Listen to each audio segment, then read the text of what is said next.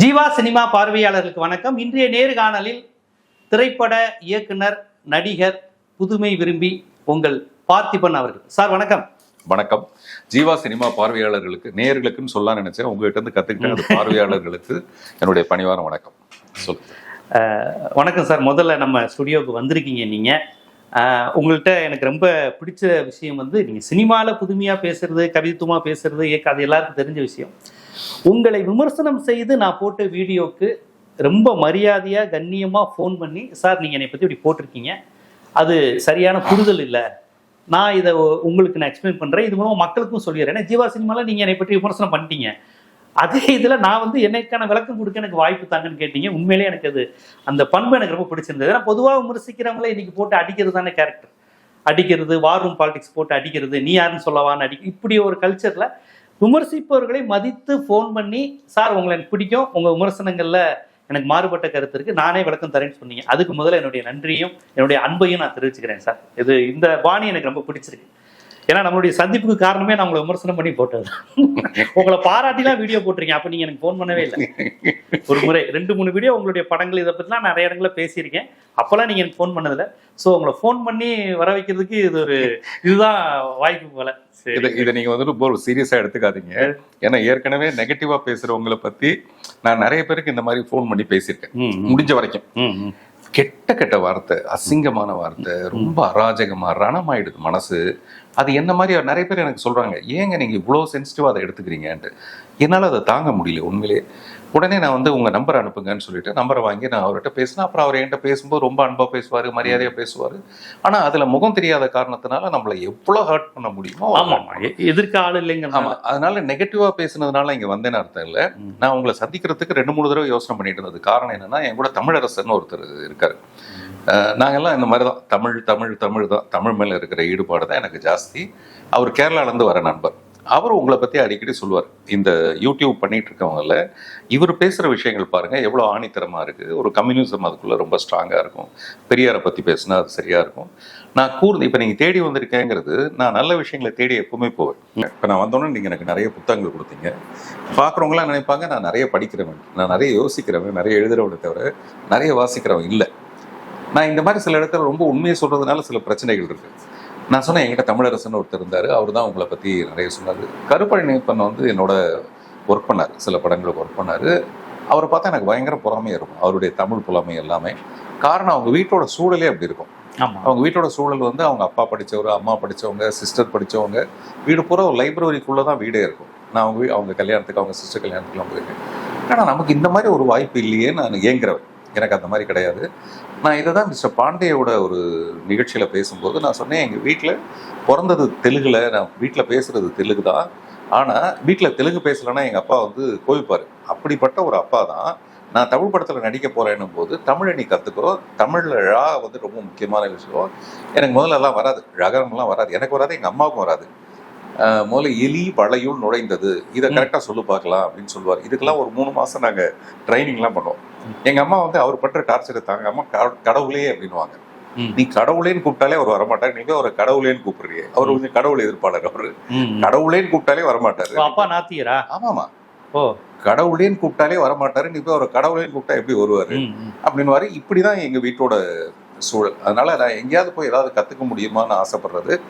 அதே மாதிரி நீ என்னை பத்தி பாராட்டும் போது நம்ம சந்திக்க முடியாம போனது காரணம், நல்ல விஷயத்தை எப்போ வேணாலும் பேசிக்கலாம். ஒரு தவறான விஷயம் பதிவாகும் போது, அதுவும் உங்க மூலமா பதிவாகும் போது அது எனக்கு கொஞ்சம் உறுத்தலா இருந்தது. அதை பத்தின ஒரு கிளாரிட்டி நம்ம சொல்லணும்னு நினைச்சது. அப்புறம் நீங்க சொன்ன விஷயத்துல என்னவா இருந்ததுன்னா, இந்த நாயுடோ பாயின்னு சொல்லிட்டு மீசையை முறுக்கிக்கிட்டு இப்படிலாம் நீங்க சொன்னீங்கல்ல, அது கொஞ்சம் பேசும்போது ஒரு அதிகபட்சமா அது வந்துச்சு. அந்த மாதிரி நான் எங்கேயுமே மீசை முறுக்கினது கிடையாது. அதுல எனக்கு ஒரு பெருமை கிடையாது. மீசை முறுக்குதல்ங்கிறது அதுல பிரைடு, அவ்வளவு அவசியம் இல்லை. அதான் பிரைடு. அது அந்த மாதிரி நான் எங்கேயுமே, நீங்க ஒரே ஒரு வீடியோவாவது என்னது காட்டுங்க, அந்த மாதிரி நான் எங்கேயாவது பேசியிருக்கேன். ஒரு இடத்துல கூட பேசினதில்லை. இந்த ஹைதராபாத் விஷயம் கூட இப்போ நான் சொன்னேன் இல்லைங்களா, ராஜா சார் ஷோக்கு போகும்போது பார்த்திபன் சொன்ன உடனே கிளாப் பண்ணுவாங்க. அப்போ நான் போய் பிரமாதமாக பேசணுன்ற ஒரு உத்வேகத்தில் சில நேரத்தில் தவறி போய் சில விஷயங்கள் வரும். ஹைதராபாத்தில் அந்த மாதிரி போய் பேசும்போது எனக்கு தெலுங்கு பேச வராது. அந்த தெலுங்கு மேடையில் நம்ம கொஞ்சம் தெலுங்குல பேசினா நல்லா இருக்குமே, அப்போதான் எல்லாரும் ரசிக்க முடியா இருக்குமே அப்படிங்கிறதுக்காக நான் எழுதி வச்சுட்டு இருக்கேன். கையில் பேப்பரில் எழுதி மடித்து வச்சுட்டு இருக்கேன். அந்த வீடியோவில் பார்த்தீங்கன்னா கூட தெரியும், நான் தெலுங்குல இப்படி மறைச்சி வச்சு பார்க்குறதுலாம் தெரியும். கொஞ்ச நேரத்துக்கு முன்னாடி ஒருத்தர் தோளை தட்டி மீறு நாயுடபாயா அப்படின்னாரு. நான் கிண்டலை வந்து ஆமான்ற மாதிரி சிரிச்சுட்டு மேலே போகும்போது என் மைண்ட்ல அது இருந்தது, நானும் நாயுடபாய் தான் அப்படின்னு சொல்றது வந்து அதுக்கு ஒரு பெருமை இருக்கிறதாகவோ அதெல்லாமே எனக்கு ஒன்றும் தெரியல. இவ்வளவு வருஷத்துல நான் தெலுங்கு படம் பண்ணதே கிடையாது. இத்தனை கிட்டத்தட்ட இவ்வளவு தெலுங்கு தெரியும். என்னுடைய மதர் டங் தெலுங்கு தான். ஆனா எனக்கு தெலுங்குன்னா நாங்க பேசுற தெலுங்கு பண்ணா சிரிச்சிருவாங்க எல்லாரும்.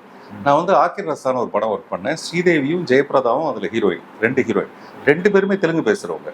நான் அவங்க கிட்ட தெலுங்கு பேச மாட்டேன், சிரிப்பாங்க அவங்க நான் பேசுற தெலுங்கு பார்த்தா. அதனால எனக்கு தெரிஞ்சதெல்லாம் இங்க சென்னையில பேசுறோம். சென்னை தெலுங்கு கொஞ்சம் தெரியுமே தவிர தெலுங்கு மேல எனக்கு பெரிய அபிப்பிராயம். நம்ம இந்த எப்போ பீச்சுக்கு போகும்போது ஒரு தெலுங்கு அட்வொகேட் ஒருத்தர், ரொம்ப பெரிய ஆள், அவர் சொல்லுவாரு, இந்த மாதிரி நீங்க வந்து நாயுடுன்னு எனக்கு தெரியாது, இப்பதான் தெரிஞ்சதுன்னா நீங்க வந்து நம்ம இதுல வந்து சேர்ந்தீங்கன்னா உங்களை கொண்டு போய் எங்கேயோ ஒரு இடத்துல உட்கார வச்சிருவாரு. அதே மாதிரி என்ன வந்து பொற்கொள்ள இருக்கு, வேற என்ன சொல்லுவாங்க, இன்னொரு ஆசாரி இன்னொரு பேர் இருக்கு, அவங்க விஸ்வகர்மா. ஆமா, ஒரு குரூப் வந்து என்ன விஸ்வகுர்மான்னு நினைச்சிட்டு இருப்பாங்க. பாகவதற்கு அப்புறமேல விஸ்வகர்மால யாரும் ஒரு சிஎம் கூட வரல. நீங்க வந்தீங்கன்னா உங்களுக்கு சிஎம் ஆக்கிட்டு வேணுமா, அதாவது நீங்க விஸ்வகர்மா தான் எங்களுக்கு தெரியும், நீங்க மறைக்கிறீங்க, நீங்க வந்தீங்கன்னா நாங்க உங்களை வந்து சிஎம் ஆக்கிடுவோம் அப்படின்னா. விஸ்வகர்மா தமிழ் தானே பேசுவாங்க ஆசாரிலாம்? ஆமாமா, விஸ்வகர்மான்றது ஒரு அது வடமொழி, ஆசாரியே வடமொழியில அப்படி சொல்றாங்க. அதுல இருக்கும், அதுல பெரிய குதிரையில பாகவதர் உட்கார்ந்துருக்கிறது எல்லாம் போட்டு ஏன் போஸ்டர் எல்லாம் போட்டு அது மாதிரி பண்ணிருக்காங்க. நான் பல தடவை சொல்லியிருக்கேன், எனக்கு அதுல விருப்பமே இல்லைங்க. இந்த ஜாதியின் அடிப்படையிலயோ மதத்தின் அடிப்படையிலயோ ஒரு மனுஷன் மதிக்கப்படுறதுல எனக்கு உடன்பாடு இல்லை. இதை நான் பல தடவை சொல்லியிருக்கேன். இந்த ஹைதராபாத் நிகழ்ச்சியில நம்ம போனோம்னா நான் ஒரு தெலுங்குல 2 வார்த்தை பேசினா நல்லா இருக்குமேன்னு பேச ஆரம்பிச்சது அந்த ஒரே ஒரு இடத்தை தவிர. மிஸ்டர் பாண்டேயோட பேசும்போது ஆமாங்க எனக்கு மதர் டங் வந்து தெலுங்கு தான், ஆனா நான் பேசுற தமிழ் மாதிரி யாருமே தமிழ் பேச முடியாது, அவ்வளவு அழகா நான் தமிழ் பேசுவேன் இல்லையா, உண்மைதானே. குரல் இது எல்லாம் எங்க வீட்டுல இருக்கிற தட்டுல கூட கேட்டு பாருங்க தமிழ்ல தான் இருக்கும். நான் போட்டிருக்க ஷர்ட்ல தமிழ் இருக்கும், எல்லாத்துலயும்.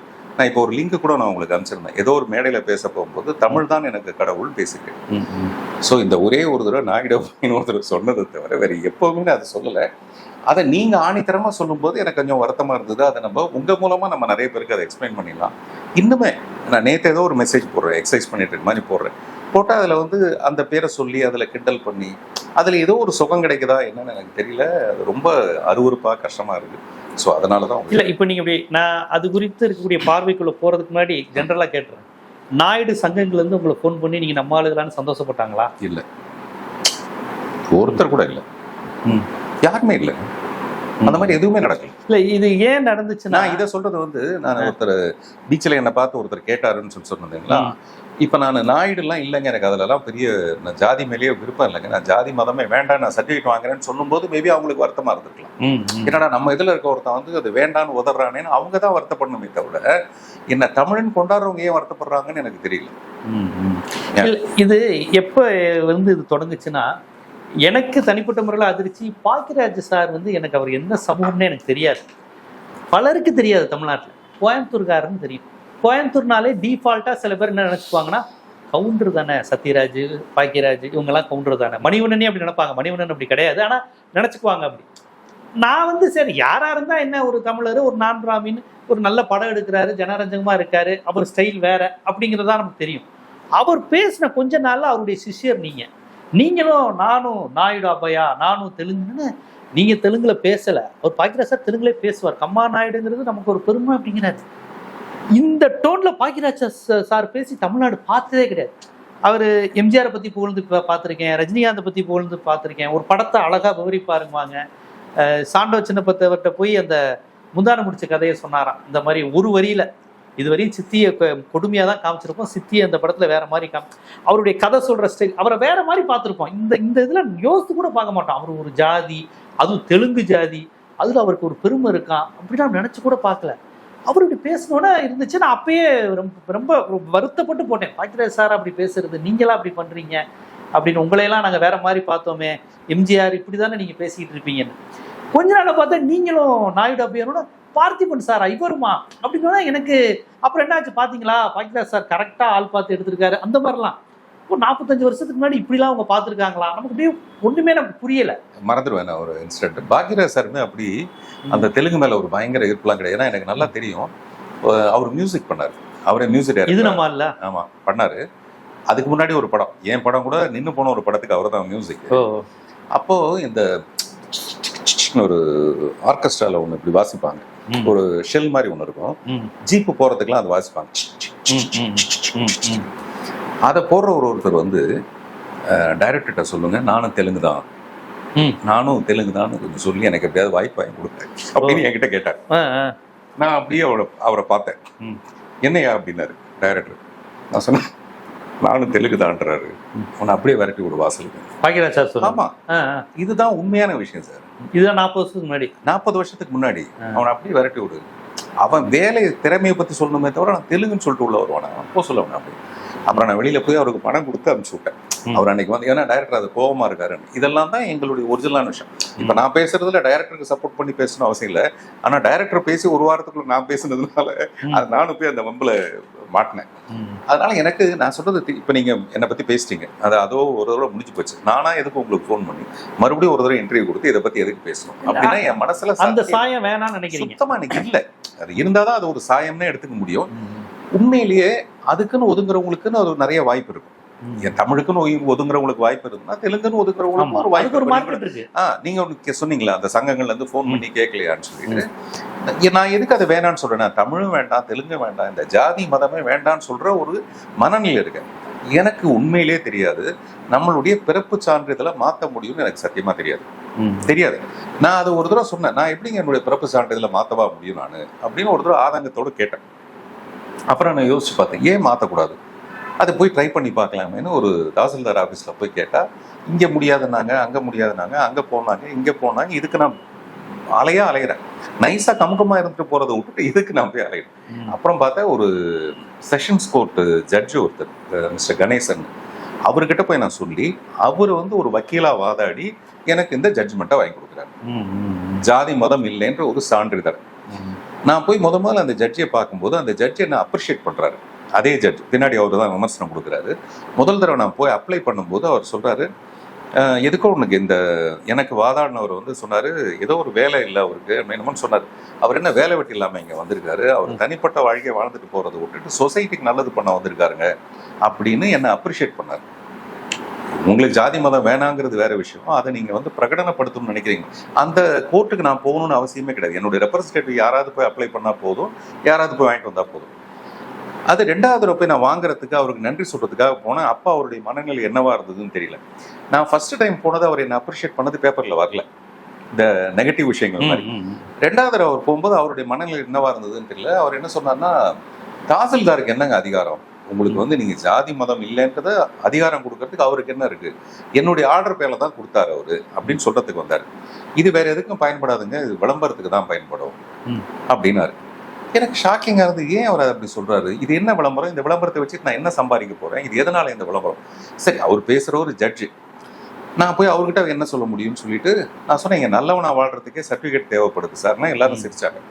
நான் சொல்ற ஜட்ஜு கிட்ட, இங்க நல்லவனா வாழ்றதுக்கு நல்லவனா இருக்கிறது நம்மளுடைய செயல்கள் இருக்கு, அது இதுக்கு சான்றிதழ் அப்படின்னாரு. நான் நல்லவனா இருக்கிறதுக்கே இங்க சான்றிதழ் தேவைப்படுது சார் அப்படின்னா எல்லா அட்வொகேட்டும் சிரிச்சாங்க. நான் வெளில வந்துட்டேன். அது பதிவாயிடுச்சு. அதாவது ஜட்ஜு வந்து என்ன கண்டனம் தெரிவித்தார், இது வந்து விளம்பரத்துக்காக தான் பயன்படும். நான் இப்ப சரவணா சொல்றத்தனும் ஒரு ஆட்ல நடிச்சேன்னா 45 லட்சம் ரூபாய் எனக்கு கிடைக்குது. இந்த விளம்பரத்துல என்ன எனக்கு கிடைக்கும்னு எனக்கு தெரியல. நான் உடனே மறுநாள் அன்னைக்கு கேட்டு பாருங்க, அன்னைக்கு நைட்டே அந்த ஜட்ஜோட அது என்ன சொல்ல மெயில் ஐடிக்கு ஒரு ரிக்வஸ்ட் அனுப்புறேன், நான் உங்களை வந்து சந்திக்கணும், ஏன் நீங்க அப்படி சொன்னீங்கன்னு கேட்கணுங்கிறதுக்காக. அவர் எனக்கு டைமே கொடுக்கல. அதுக்கப்புறம் கொடுத்துருந்தா நான் போய் அவர்கிட்ட கேட்பேன், எதுக்காக அதில் என்ன விளம்பரம்னு சொல்றீங்க, நீங்களே அப்படி சொன்னா என்ன ஆகும்னா சொசைட்டில அது ஒரு அனாவசியமா அதை வச்சுட்டு ஒரு வாரம் ஓட்டிட்டு இருந்தாங்க. புரியுதுங்களா, இது என்ன விளம்பரம் இதை வச்சு இல்லை. ஆனா சாதியற்றவர் அப்படிங்கிற ஒரு சர்டிபிகேட் வந்து அப்ப சாதி அடிப்படையில் கிடைக்கின்ற இடஒதுக்கீடுக்கு எதிரான ஒரு அரசியலா மாறிடல. இன்னைக்கு ஒடுக்கப்பட்டவர்களுக்கு, பிற்படுத்தப்பட்டோர், மிகவும் எம்பிசின்னு கொடுக்கறது வந்து சாதிய வழக்கம் இல்லை. அவங்க ஆண்டாண்டு காலமா அதன் அடிப்படையில் கல்வி, வேலைவாய்ப்பு உரிமை மறுக்கப்பட்டு நீதி கட்சி, பெரியார், அம்பேத்கர் எல்லாரும் இன்னைக்கு இருக்க திராவிட கட்சிகள் முதற்கொண்டு போராடி வாங்கியிருக்கிறாங்க. இந்த நிலையில் எனக்கு சாதி வேணா நான் சர்டிபிகேட் வாங்குறேன்னா அந்த ரிசர்வேஷனுக்கு அகைன்ஸ்டானுங்கிற ஒரு அரசியல் வந்து அதாங்க அவங்களுக்கு எதிர்ப்பானது இல்லை. இது நான் உதாரணத்துக்கு சொன்னேன், ரேஷன் கார்டு. இப்போ எனக்கு ரேஷன் கார்டு, நான் ஒரு காலத்தில் ரேஷன் கார்டில் போய் அரிசி வாங்கி, ரவா வாங்கி, கியூவில் நின்று கரசின் உட்பட வாங்கியிருக்கேன். இப்போ நான் வந்து அதை தாண்டிட்டேன், எனக்கு அது தேவையில்லை.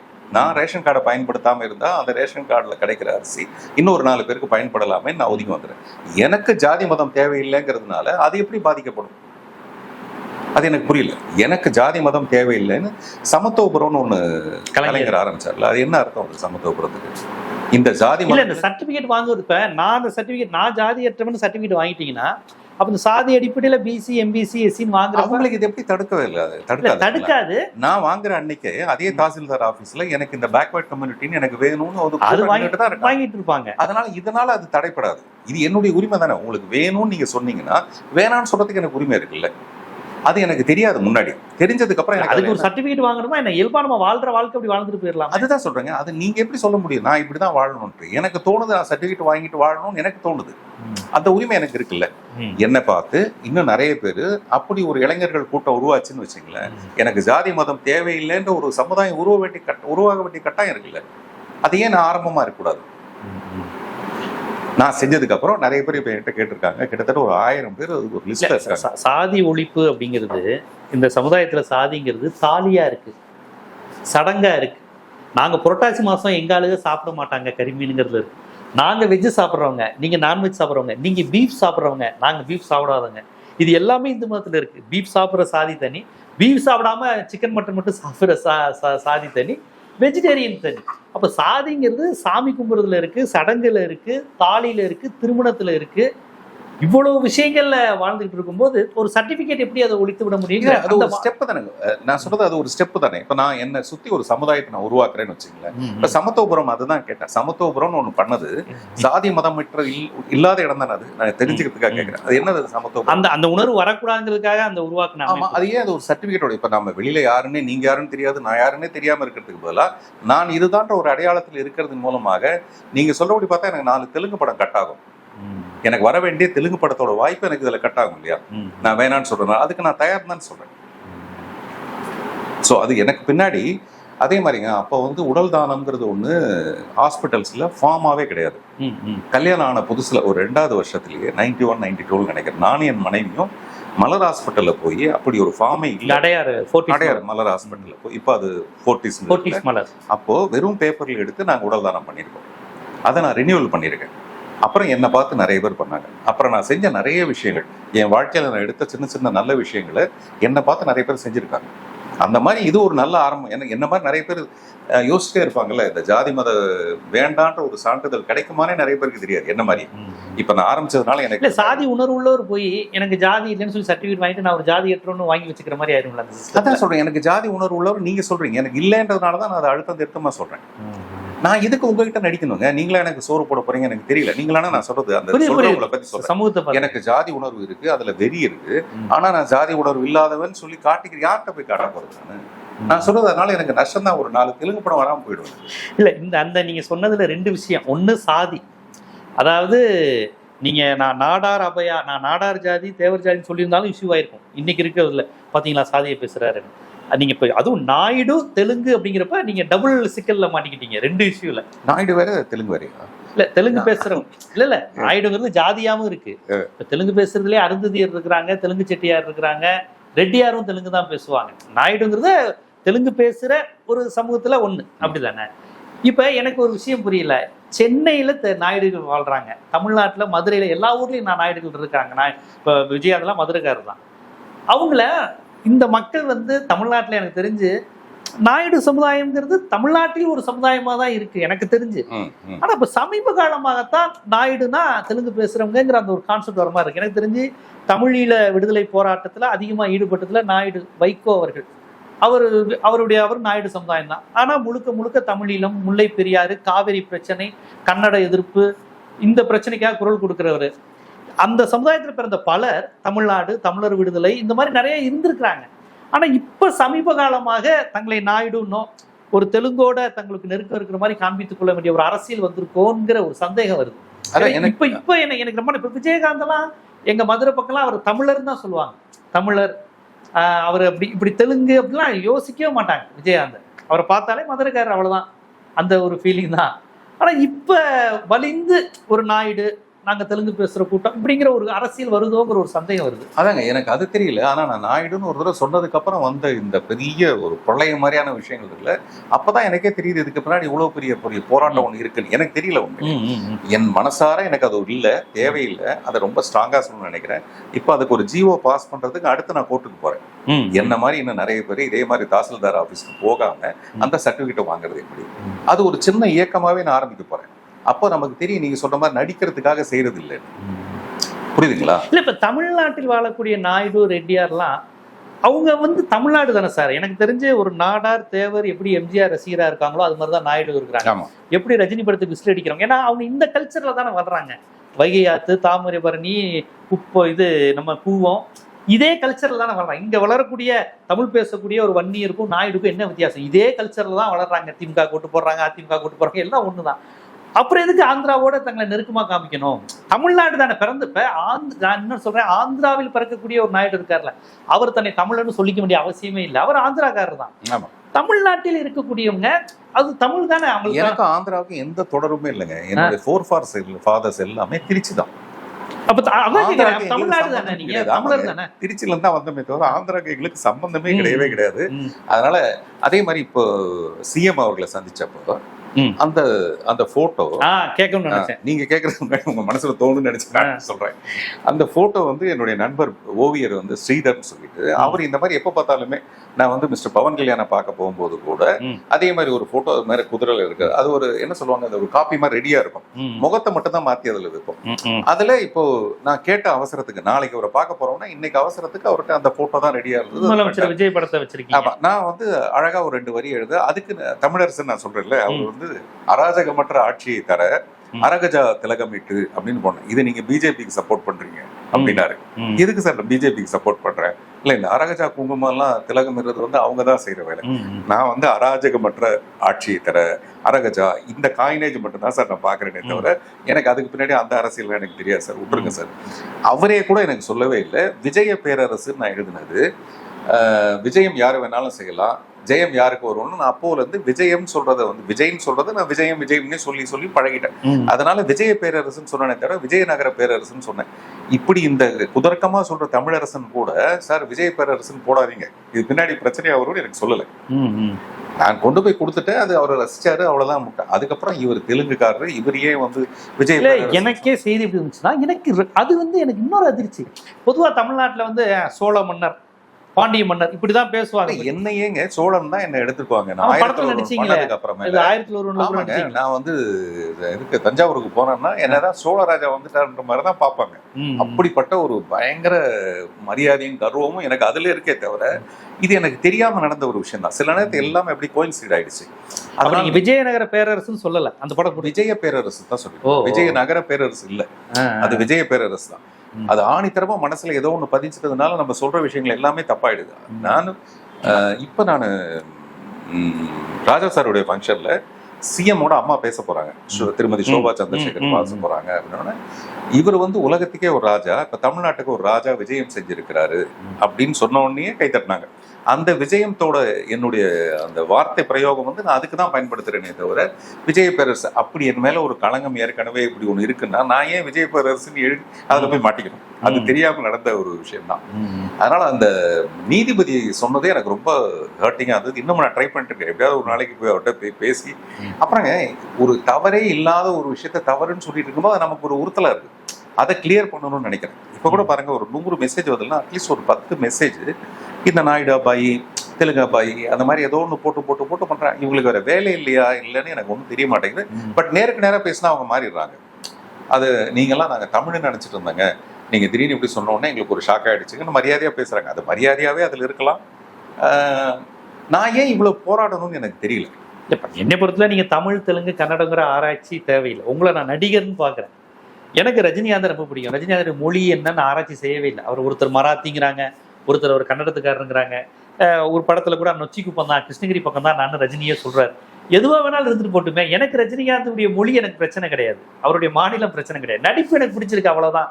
அவரு எந்த பார்த்திபனையும் அப்படிதான் மக்கள் பார்த்தாங்க. இப்ப சில நடிகர்களுக்கு தான் சார் வந்து மொழி சாதி அடையாளத்துக்குள்ளேயே சிக்காம கொண்டாடுவாங்க. எம்ஜிஆர் வந்து தமிழ்நாட்டு மக்கள் மொழி வெறியோட இருந்தா எம்ஜிஆர் எப்படி சார் ஏத்துருப்பாங்க? எம்ஜிஆர் யாருன்னு எல்லாருக்கும் தெரியும். அவரு எல்லா சமூகத்தினரும் எங்களுடைய ஆளுன்னு தானே எம்ஜிஆரை கொண்டாடினாங்க. ரஜினிகாந்த் எவ்வளவோ இஷ்யூல வந்தது, நீ கருப்பாடு தமிழர்கள் கிடையாது, இருந்தாலுமே மக்கள் வந்து தமிழ்நாட்டுல வந்து ரஜினிகாந்த் மாதிரி ரசிச்சவங்க யாரும் கிடையாது. அது மாதிரி மறந்துடுவேன். அந்த 7 நாட்கள் படத்தை பார்த்துட்டு மக்கள் தலைவர் எம்ஜிஆர் ரொம்ப பாராட்டிட்டு அதுக்கு வந்து அவருக்கு ஏதோ ஒரு ஸ்டேட் அவார்டு கொடுக்கறதா இருந்துதான். அப்போ அவர் வேண்டான்னு சொன்னாராம். மலையாளி வேண்டான்னு சொன்னார். ஏன்னா நான் மலையாளி, நீ மலையாளி படத்துக்காக இல்லை அந்த கேரக்டரை நான் பூஸ்ட் பண்ணி இவ்வளவு தூரம் யோசனையாலாம் நான் பண்ணல. நான் சொல்றது அவரும் அவ்வளவு பயந்துட்டு இருக்க வேண்டியதா இருந்திருக்கு இல்லையா? மக்கள் வந்து இப்படி நினைப்பாங்க அப்படி நினைக்க வேண்டியதுக்கு எம்ஜிஆர் வந்து நம்ம அப்படி எடுத்துக்கவே கிடையாது. எம்ஜிஆர்னா நமக்கு என்ன தெரியும்னா ஒரு பெரிய மனிதாபிமானி, வள்ளல். அவர்கிட்ட இருக்க பணத்தை எல்லாம் மற்றவங்களுக்கு உதவி செய்வார். நான் அவர்கிட்ட இருந்தும் ஜெய்சங்கர்கிட்ட இருந்து தான் இந்த மனிதாபிமானம்னா என்னன்னு கற்றுக்கிட்டதும், பார்த்திபன் மனிதநேயம் மன்றம்னு ஒன்று ஆரம்பிக்கிறதுக்கான பேஸ் வந்து மக்கள் தலைவர் எம்ஜிஆரும் மக்கள் கலைஞர் ஜெய்சங்கரும். நான் 35 வருஷம் ஆச்சுங்க சினிமாவுக்கு வந்து. நான் முதல்ல வீடு கட்டணும் இல்லையோ, முதல்ல அந்த பார்த்திபன் மனிதநேயம் மன்றம்னு ஒன்று ஆரம்பித்தேன். அதன் மூலமாக நான் பணம் சம்பாதிக்கிறதுல ஒரு பாதி அந்த சொசைட்டிக்கும், மீதி வந்து சினிமாவுக்கும். இதுதான் நான் இது வரைக்கும் பயன்படுத்திட்டு இருக்கேன். நான் இது வரைக்கும் எடுத்தது பூரா தமிழ் சினிமா தான் எடுத்திருக்கேன். நான் எழுதின புத்தகம் தமிழ் பற்றி தான் எழுதியிருக்கேன். அதனால தமிழ்னா எனக்கு முதல்ல தெரிஞ்சு கூட நான் பண்றது கிடையாது, கத்துக்க எழுதுறது. அப்புறம் என்னுடைய வே ஆஃப் ரைட்டிங் வந்து வேற ஒரு ஸ்டைல்ல இருக்கும். அது வந்து ரொம்ப விஷயம் தெரிஞ்சவங்க அதை பாராட்டுவாங்களா இல்லையான்னு தெரியாது. தெலுங்கு எழுத படிக்க தெரியுமா? நல்லா தெலுங்கு தெரியாது. தெலுங்கு எழுதவும் தெரியாது, படிக்கவும் தெரியாது. பேசுறது இந்த மாதிரி ஒரு அறகுறையான தெலுங்கு பேசுனா புரிஞ்சுக்க தெரியும், அவ்வளவுதான். இப்ப நான் தெலுங்கு படம் பண்ணேன் உஸ்தாத் பகத்சிங். அதுல எனக்கு பதிலாக டப்பிங் தான் வேற யாரோ ஒருத்தர் பேசினேன். நான் பேசல, ஏன்னா எனக்கு பேச தெரியாது. அது என்ன சொல்றது, அந்த ஸ்லாங் அந்த ஸ்பஷ்டமா பேச தெரியாது. இல்ல இப்ப தமிழ் சினிமால அப்படி ஒரு தெலுங்கர்கள் தங்களை சந்திச்சுக்கிட்டா நம்ம ஆட்களுங்கிற அந்த உணர்வு இருக்கா? அந்த மாதிரி இல்லைங்க. இப்ப நான் பாக்யராஜ் சார் உதாரணம் சொன்னால, யாரோ ஒருத்தர் தெலுங்கான போஸ்ட் ஆகணும்னு சொன்னாரு. அப்படித்தான் நாங்க இருக்கோம். நாங்க எல்லாம் இப்ப விஜயகாந்த் சாரோட பேசும்போது எப்பவுமே நாங்க தெலுங்குல பேசிக்கிட்டது கிடையாது. இப்போ வைகோ சாரை சந்திச்சோம்னா எனக்கு நல்லா தெரியும் அவர் தெலுங்கு தான், நாயுடு தான் தெரிஞ்சா கூட தமிழ், அவரும் தமிழ்ல தான் பேசுறாரு, தமிழ்ல தான், நானும் தமிழ்ல தான் பேசிட்டு இருக்கேன். எங்களுக்கு உண்மையிலே எனக்கு இப்ப இந்த சோசியல் மீடியால இந்த ஒரு கூட்டம் வந்து நம்ம அதை பத்தி பெருசா பேசிட்டு இருக்காங்க. உண்மையிலே அந்த மாதிரி அந்த ஃபீலிங்குமே எங்களுக்கு இருந்தது இல்லை, இது வரைக்கும் இருந்தது இல்லை, இனிமே இருக்க போறதில்ல. இந்த இன்டர்வியூ மூலமா நான் பதிவு பண்ண விரும்புறதும் அதுதான்.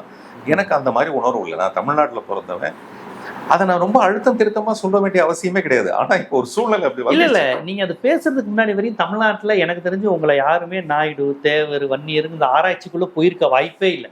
ஏன்னா உங்க படங்களோட பேட்டர்னே வேற. ஏன்னா பெரும்பாலும் நீங்க ஒரு உதிரியா இருப்பீங்க. அம்மா அப்பா இல்லாதவங்கள ஒரு என்ன சொல்றது, ஒரு ரொம்ப விளிம்பு நிலை மக்கள், அதுக்காக குரல் கொடுக்கறது, ஒரு தொழிற்சங்கவாதியோட பையன், இப்படிதான் நீங்க நடிச்சிருப்பீங்க. அதனால உங்க டோனே அப்படி யோசிச்சிருக்க மாட்டாங்க. இப்ப கார்த்திக் சாருக்கு அவருக்கு ஒரு அடையாளம் வந்துருச்சு. இன்னொன்னு சொல்லப்போனா அவரும் அந்த மாதிரி கட்சிக்கு போயிட்டாரு. சிவாஜி பிரபுக்கும் அந்த அடையாளம் வந்திருக்கு. ஆனாலும் மக்கள் எல்லாரும் நேசிக்கிறாங்க. உங்களுக்கு லக்குன்னு தான் சொல்லணும். உங்களுக்கு அந்த அடையாளமே இல்லையே. உங்களுக்கு கமலஹாசன் சாருக்கு அந்த அடையாளம் இருக்கு. அவர் யாருங்கிறது எல்லாருக்கும் தெரியும். ஒரு சாதி அடையாளம் வந்துருது. ஆனா உங்களுக்கு ரஜினிகாந்த் சாருக்கு எல்லாம் நீங்க எல்லாம் யாருமே யோசிக்க மாட்டோம். பாக்கியராஜ் போன்றவங்களாம், பாண்டியராஜன் யாருமே அப்படி யோசிக்க மாட்டாங்க. அவங்களெல்லாம் ஒரு மாதிரி பாண்டியராஜன் தெலுங்கா எனக்கு இல்ல அதான் பார்த்தேன். அவர் வந்து சைதாப்பேட்டைக்காரர் இருக்காரு. நான் 10,000 கோடி வார்த்தைகள் நான் தமிழ்ல பேசியிருக்கேன். ஒரே ஒரு வார்த்தை மட்டும் தான் நாயுடு அப்படின்னு சொல்லியிருக்கேன். அது பாருங்க, அது ஏற்படுத்துற பிரச்சனை வந்து இத்தனை 1000 வார்த்தைகள் நான் பேசினதும், தமிழ்ல புத்தகம் போட்டதும், இது எல்லாத்தையும் மீறி அந்த ஒரு வார்த்தை. நான் அதான் உங்ககிட்ட கூட கேட்டேன், நீங்க கூட சொன்னீங்களா மீசை முறிக்கின்றது, அந்த மீசை முறிக்கல. வேற எங்கேயுமே நான் அதை அவ்வளவு பெரிய விஷயமா நான் பேசுனது கிடையாது. எங்கேயாவது ஒரு இடம் எனக்கு சொல்ல முடியுமான்னு பாருங்க, அப்படி எதுவுமே கிடையவே கிடையாது. இல்ல இவங்க பொதுவா என்ன சொல்றாங்க, இப்ப தெலுங்கு இண்டஸ்ட்ரியிலயோ கன்னட இண்டஸ்ட்ரியிலயோ போய் அங்க இருக்கக்கூடிய ஒரு நடிகர் நான் ஒரு தமிழன் அப்படின்லாம் பேச முடியாது. ஆனா இங்க தமிழ் இண்டஸ்ட்ரியில இவங்க நம்ம தமிழர்னு நினைச்சுக்கிட்டு இருக்கிற பலர் வந்து இப்படி வந்துட்டு நாங்க தெலுங்கு, எங்க நாயுடு சங்கர்லாம் பலர் இப்படி பேசுவது. ராதாரவி ஒரு முறை பேசினாரு சார், நீங்க கவனிச்சீங்களா? அது 10 வருஷத்துக்கு முன்னாடி, தமிழ்நாட்டுல தெலுங்கர்கள் இல்லைன்னா நீங்க யாரு, நாங்க தான் எல்லாம், சிஎம்ல இருந்து முக்காவாசி எங்க ஆட்சி செய்யறது தெலுங்கர்கள் தான், நாங்க தான் அப்படின்னு எம்ஆர் ராதா அப்படி பேச மாட்டாரு. ராதாரவி ஒரு 12 வருஷத்துக்கு முன்னாடி பேசி அதுவும் சர்ச்சையாச்சு. தமிழ் பாடல்களை அதிகமா எழுதுனது தெலுங்கு தெரிஞ்சவங்க தான், அல்லது தெலுங்கை வந்து மொழியா தாய்மொழியா கொண்டவங்க தான் எழுதியிருக்காங்கலாம், நிறைய பேசுவாங்க அதை பத்திலாம். நான் அந்த மாதிரிலாம் எப்பவுமே அந்த மாதிரி பேசுனது கிடையாது. ராதாரவி மாதிரி பேசுற மாதிரியான இல்ல, அப்படி பண்றவங்கள தமிழர்களை ஒதுக்குறதும் இல்ல. PM சவுந்தரராஜன் சார் இருக்காரு சார், அவருடைய தாய்மொழி சௌராஷ்டிரா. அவரை வந்து எந்த தமிழராவது நீ என்ன பாடி இருக்கன்னு கேட்டிருக்காங்களா? அவருடைய குரலை ரசிக்காம இருக்கு. ஆமா, அப்படி தமிழர்களுக்கு அந்த இனவாத அரசியலே கிடையாது சார் தமிழனுக்கு. அவன் வந்து ரசிக்க மட்டுமே தெரியும் இந்த தமிழ் சமூகத்துக்கு. அப்படி இருக்கும்போது என்னடா இது, நம்ம இப்படி இருக்கிறோம், ஆனா திடீர்னு இப்படி வந்து பேசும்போது அதிர்ச்சியா இருக்கு அவங்களுக்கு. என்னடா இது அப்படின்னு. என்ன வந்துங்க, தெலுங்குல இருக்கிறவங்க, தெலுங்கு இண்டஸ்ட்ரியில யாருக்குமே நான் தெலுங்கு பேசுவேனே தெரியாது. ஸோ அதனால தான் என்ன இவ்வளவு வருஷமா அவங்க ஒதுக்கி வைக்கிறது காரணமே. ஒதுக்கினா அவ்வளவு பெரிய வரவேற்பு எனக்கு வந்தது கிடையாது. சத்யராஜ் சார் கூட தெலுங்குல நடிக்கிறாருல்ல, அவர் போய் நடிக்கிறாரு. ஆனா அவர் ஓப்பனா சொல்றாரு, நான் தமிழருங்கிற கான்சியஸ் சொல்லிட்டு தான் நடிக்கிறாரு. கன்னட பிரச்சனை எல்லாம் வரும்போது வாய்ப்பு கொடுத்தா கொடுங்க, கொடுக்காட்டி போங்க. சிரஞ்சீவி எல்லாம் பார்த்தாருன்னா அவர் என்ன சொல்லுவாருன்னா, இவருடைய புத்தகம், இவர் எழுதுற தமிழ் இதெல்லாம் வந்து கேட்டுக்கிட்டே இருக்கலாம், அப்படிதான் பேசுவாரே தவிர இவர் நம்ம தெலுங்குக்காரன்லாம் ஒரு தடவை கூட பேசுனது கிடையாது.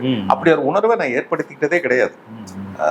நான் வந்து தமிழ்ல ரொம்ப பிரமாதமா பேசுறவன் இருக்குமே தவிர அப்படி கிடையாது. அதனால எனக்கு வந்து தெலுங்கு படங்களுக்கு நடிக்கிறதுக்காக நான் தெலுங்குன்னு சொல்லணும்னு அவசியமும் எனக்கு கிடையாது. நான் வந்து ரொம்ப சூஸியா, நாட்டாமை உட்பட நான் நடிக்க வேண்டிய படங்கள், நாட்டாமை சரத் சார் நடிச்ச படமே, நான் சொன்னேன் இந்த மாதிரிலாம் இது என்னுடைய ஸ்டைல் இல்லைங்க, நான் வந்து மோகன்லால் மம்முட்டி மாதிரி ஒரு பர்ஃபார்மிங் ஆர்டிஸ்ட் ஆகணும். ஆனா நீங்க ஒரு மாதிரி ஜாதியை குறிக்கிற மாதிரி படங்களே நடிச்சது ஒரு தடவை கூட நான் பண்ணது இல்லைங்க. எங்கேயாவது ஒரு இடத்துல இருக்கான்னு பாருங்க, எங்கேயுமே இருக்காது. என்ன படம், நீ வருவா என்ன படத்துல அம்மா அப்பா இன்டர்காஸ்ட் மேரேஜ் பண்ணனால உங்களுக்கு பொண்ணு கிடைக்காதுன்னு ஒரு டயலாக் வரும். அதுல கூட சொல்லுவீங்க ஜாதி பார்க்க மாட்டீங்களா, ஐயோ நீங்க ஒரு மார்க்சியவாதி முற்போக்குவாதின்னு சொல்ற மாதிரி டயலாக் வரும். எனக்கு அவ்வளவுலாம் ஞாபகம் இல்லை அதுல. அப்படியே இருந்தாலும் அது ராஜகுமார், அவர்கிட்ட தேவயானி அப்பாட்டி ஆட்டியோ சொல்ற மாதிரி டயலாக் வரும். ராஜகுமார் எழுதுனது அது. காக்கை சிறகுங்களே மாதிரி படங்கள் எல்லாம், காக்கை சிறகுலாம் பாத்தீங்கன்னா அந்த ஜாதி எல்லாம் வச்சுட்டு அது ரொம்ப தப்பான வார்த்தைகள் எல்லாமே நான் பேசிக்குவேன். ஜாதியை கட்டிட்டு அழுகுறோன்னு பாரதி கண்ணமா, பாரதி கண்ணமா ஒரு என்ன சொல்லப்போனா உங்களுக்கு கொஞ்சம் அது மிரட்டல் வந்ததுல அந்த படத்துக்கு சவுத் சைடுல உங்களுக்கு, சேரன் சாருக்கு என்னால நான் இருக்கப்ப அந்த மதுரை சைடு 2-3 தியேட்டருக்கு குண்டெல்லாம் போட்டாங்க. எனக்கு 2 போலீஸ் கூடவே இருந்தாங்க பாரதி கண்ணமா பாரதி கண்ணமா வந்ததுக்கு அப்புறம். அதுல என்னன்னா இவன் ஒரு படம் நீங்க பாத்திருப்பீங்க, நிறைய சௌந்தர்யா. ஆமாங்க, முற்போக்கான நிறைய விஷயங்களை ஒரு பொண்ணு வந்து வயசுக்கு வந்ததுக்கு ஒரு ஃபங்க்ஷன் பண்றத ஒரு பெரிய விஷயமா வச்சிருப்பாங்க ட்ரெடிஷனா. அந்த படத்துல நான் அதை ரொம்ப ஸ்ட்ராங்கா எதிர்த்திருப்பேன். நீங்க வேணா இன்னொரு தடவை பாருங்க. எனக்கும் சௌந்தர்யாவுக்கு என் மேல லவ் வரதுக்கான காரணமே அதுவா தான் வச்சிருப்பேன். ஒரு முற்போக்குவாதியா நடிச்சிருப்பேன். ஆமாங்க, முற்போக்குவாதி நடிக்கிறது இல்ல, அது என் மனசுக்குள்ள இருக்கிறதுனால அதை நான் செய்யறேன். நிறைய விஷயங்கள் அப்படிதான். எம்ஜிஆர் மனசுக்குள்ள அந்த பசியை பத்தின விஷயம் இருந்ததுனாலதான் அவருடைய படங்கள் ஒரு நக்சல் டோன் இருக்கு உங்கள்கிட்ட. ஆமாங்க, இருக்குது. அதை நான் அதை பண்ணியிருப்பேன். எனக்கு 2 செக்யூரிட்டி போலீஸ் இருந்தாங்க. அவங்க என்ன சொன்னாங்கன்னா, அந்த வேலையை விட்டு போற நேரத்துல, சார் என் பொண்ணு இந்த மாதிரி வயசுக்கு வந்துட்டாங்க, அதை பெரிய ஃபங்க்ஷனாக பண்றோம், நீங்க அவசியம் உங்க தலைமையில தான் பண்ணணும். நான் சொன்னேன் இதுக்கு ரொம்ப எதிர்ப்பானவன் நான். அது வந்து சாதாரணமா ஒரு ஆண் குழந்தையோ இல்லை பெண் குழந்தையோ அவங்களுக்கு உருவத்தில் ஏற்படுற மாற்றம், இதுக்கு எதுக்கு ஒரு பெரிய ஃபங்க்ஷன்லாம் பண்றீங்க? அதை நான் உங்களுடைய இதை வந்து நான் தப்புன்னு சொல்ல மாட்டேன். ஏன்னா சிவசக்தி பாண்டியன் ஒருத்தர் ப்ரொடியூசர் ஒருத்தர் பாத்தீங்கன்னா பெரிய பெரிய போஸ்ட் அடிச்சு ஒரு புனித நீராட்டு விழா, அதை தான் நான் அதில் கிண்டல் பண்ணிட்டு போய், என்னமா காலிஃபிளவர் மாதிரி கையில ஒண்ணு வச்சுக்கிட்டுன்னு சொல்லிட்டு, டேய் இனிமே இந்த மயில் யாராவது கொடுத்தீங்கன்னா காலை உடைச்சிடுவேன், மயில் காலையில ஓன் காலைன்னு சொல்லிட்டுலாம் அவ்வளவு கிண்டல் பண்றவன் நான். அவர் வந்து என்ன சொல்லிட்டாருன்னா, அவர் பயங்கரம் கோச்சிக்கிட்டாரு. எதுக்குன்னா, இந்த ஏஜ் அட்டன் பண்ற ஃபங்க்ஷனுக்கு நீங்க வரலன்னா அப்புறம் இவ்வளவு நாள நான் உங்களுக்கு உழைச்சி என்ன சார் பிரயோஜனம்னு சொல்லிட்டு கோச்சிட்டு போயிட்டாரு போலீஸ். நான் சொல்றது அவங்கள மாற்றவே முடிய மாட்டேங்குது. இதை நான் நிறைய படங்கள் மூலமா நான் நிறைய மாற்றங்களை நான் வந்து நிறைய முற்போக்கு விஷயங்களை சொல்லியிருக்கேன். அதனால ஜாதி மதம்ங்கிற அந்த விஷயத்துல எனக்கு சுத்தமா உடன்பாடு இல்லைங்கிறதுனாலதான் நான் இதை செய்யறதுக்கு முற்பட்டேனே தவிர மற்றபடி யாருக்கிட்டையும் சர்டிஃபிகேட் வாங்கணுங்கிறதுக்கான அபிப்பிராயத்துல எனக்கு இல்லை. கண்டிப்பா சார். அதாவது ஆனா நீங்க ஒரு சாதியையும் மொழியும் சொல்லும் போது எனக்கும் அந்த ஒரு அறச்சீற்றம் கோபம் வந்தது. ஆனா அது காரணம் வந்து உங்களை நான் ஓரளவுக்கு ஃபார்வர்டா பார்த்ததுனாலதான். புரியுது. உங்களுடைய படங்கள்ல எதுவா இருந்தாலும் இப்ப உள்ளே வெளியே மாதிரி ஒரு கமர்ஷியல் படத்துல கூட ஒரு தொழிற்சங்கவாதி பையன், அதுல இருந்து அரிவாள் சுத்தியல் நட்சத்திரம் விழுகிற மாதிரி எல்லாம். ஆமாங்க, அருவாளாலையும் சுத்தியலாலையும் அடிச்சு சாகடிச்சுட்டு அதை அந்த போடுற மாதிரி எல்லாம் காமிப்பீங்க. அதனால நான் உங்களை கொஞ்சம் ஒரு சோப்பு சிந்தனையாளர் அந்த கான்செப்ட் உண்டு. அப்புறம் ஹீரோயிசம் இதெல்லாம் கிண்டல் அடிப்பீங்க, இல்ல காப்பாத்த எம்ஜிஆர் ரஜினி மாயா வரணும்லாம் டயலாக் வச்சிருப்பீங்க பாருங்க நீங்க. அதெல்லாம் நோட் பண்ணி, அதனாலதான் சரி இவர் எப்படி நல்லா படிக்கிற பையன் எப்பவுமே 2 மார்க் கம்மியா வாங்கினா கோவம் வரும், அந்த மாதிரி உங்களுக்கு கோவம் வந்திருக்குன்னு நினைக்கிறேன். ஆமா, ஏன்னா நான் இப்ப நீங்க அந்த ஃபீல்ட்ல இருக்கிறனால நான் பேர் சொல்ல விரும்பல. நான் சில பேரை வந்து சாதியவாதியா திரைப்படங்களை நான் பலரை பார்த்து நான் விமர்சனமே பண்ணியிருக்கேன். ஓப்பனா எனக்கு அதுல ஒண்ணும் கிடையாது. அவங்களாம் சாதியை தூக்கி பிடிச்சுதான் படம் எடுக்கிறாங்க, ஆன்டி பெரியார் திராவிட இயக்கத்துக்கு எதிராக இருக்கிறாங்க, அவங்களெல்லாம் நான் ஓப்பனாவே விமர்சனம் பண்ணியிருக்கேன். பேரை சொன்னா உங்களுக்கு சிக்கல் வேணாம் நீங்க அந்த ஃபீல்ட்ல இருக்கிறதுனால. ஆனா உங்களை நான் அந்த மாதிரி பார்க்கல, உங்களையும் பாக்கியராஜையும் அப்படி பார்க்கல. அது பாயராஜாலாம் ரொம்ப முற்போக்கானவர், அந்த ஸ்கூல் ஆஃப் தாட் அப்படிங்கிற மாதிரி தான். ஆனா அந்த ஒரு வார்த்தையை தவிர அவர் எங்கேயுமே நான் பயன்படுத்தினது இல்லை.